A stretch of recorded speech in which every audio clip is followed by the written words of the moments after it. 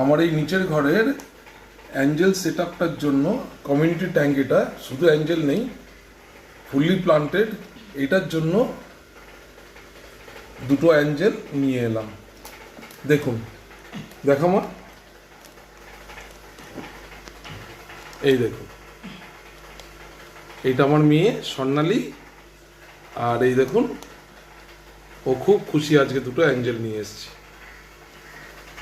এই দুটোকে এবার সেই আগের মতন দেমা, এই দেখুন এই জলে চুবিয়ে দেবো,